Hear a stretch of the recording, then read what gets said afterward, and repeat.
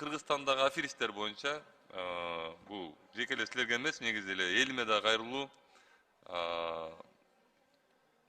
Эми азыркы маалда эми албетте аферисттер менен кичине күрөшкөн жеңилирээк болуп калды. Анткени мамлекет өзү да айтып чыкты, алар аферист экенин, булар катталган эмес экен эч кайсы жерлерде. Ошол себептен элиме дагы айтып кетейин деген жерим, могу аферисттерге алданбагылачы, эч ким силердин 100 сомуңарды 1000 сом кылбайт, же 2000 сом кылбайт, же 100 000 сом кылбайт.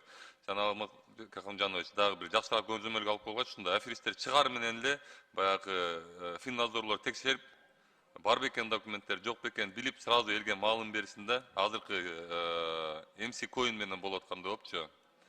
Мамлекетибизде шылуундар, аферисттер элдин ишенимине кирип алып, ар кандай суммадагы акчаларды алып, ошол эле убакта мынакей бир мисал келтирип кетким келет. Интернетте MC Coin деп, криптовалюта деп ачып алып, азыр акча салсаңар 2 айда 100 000 сом болот, 1 жылда 100 000 доллар болот деп бүтүндөй Кыргызстанды кыдырып алып алдап жүрүшөт. Ушуларга жазаны күчөтпөсөк, эртең урматтуу президентибиз, урматтуу Камчыбек Кыдыршаевич деп кайрылуулар жасай баштайт да. Ошол себептен тез арада ушул MC Coin сыяктуу криптовалюта деп ачып алып, элди алдап жүргөн шылуундарга катуу жаза көрүүгө мен чакырамын.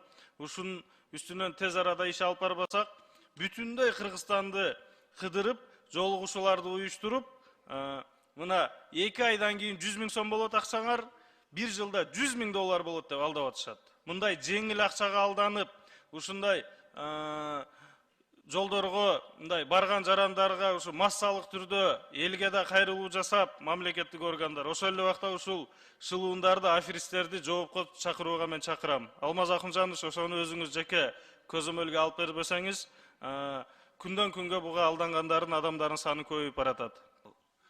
Мен дагы ошол жарандар кайрылды эле, азыр жогоруда мен коллегам айтып өттү, криптовалюта боюнчачы, ошо түштүк региондо аябай катуу айтып атат да, ошол боюнча иш алып барылыш керек. Чынында эле ошо бир айда 1 долларды баягы монета деп айтып атат да, 1 монетаны 100 000ге чейин чыгарам деп атат да. Албетте биздин жарандарыбыз, баягы жөнөкөй жарандарыбыздын байып кетишин баарыбыз эле каалайбыз да.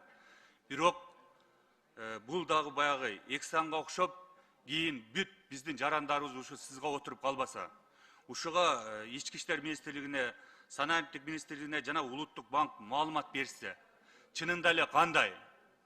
Ушул чындыкпы же жалганбы астын алачы, иш алып барбасак кийин кеч болуп калат да. Азыр бир топ депутаттар бир жакшы маселе көтөрүп кетти. Мен кошумча дагы айтып коеюн, будан жаман болбойт. Кайра мен ойлойм жакшы реакция болуш керек деп. Анткени мына биз чындап эле мына шылуундар менен, аферисттер менен, ар кандай финансовый пирамида куруп алгандар менен күрөшүп келебиз. Дээрлик көп учурда уже по факту последствия менен күрөшөбүз да. Уже алдап кеткенден кийин, качып кеткенден кийин, анан отуруп алып могу жерге митинг кылгандан кийин, азыр явно эле мына азыр депутаттар да айткандай, 3-4 ушундай жаңы ачылган непонятный криптовалютчиктер, аттарын атап эле койгон айтты, MC Coin дейби, дагы бир топ Шерине дейт, дагы бир топ бар кандай нерселер дагы ачыла баштаптыр да. Бул жаңы трендке, бир немеге, модага айланып атыптыр.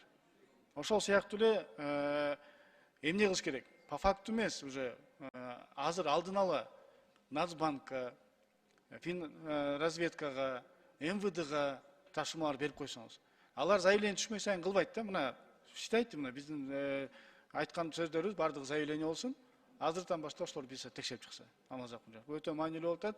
Анан дагы эртең элдерибизди бир топ сыздатып, ыйлатып албайлы. Алдын ала аларды коргоп калалы деген сунушубуз.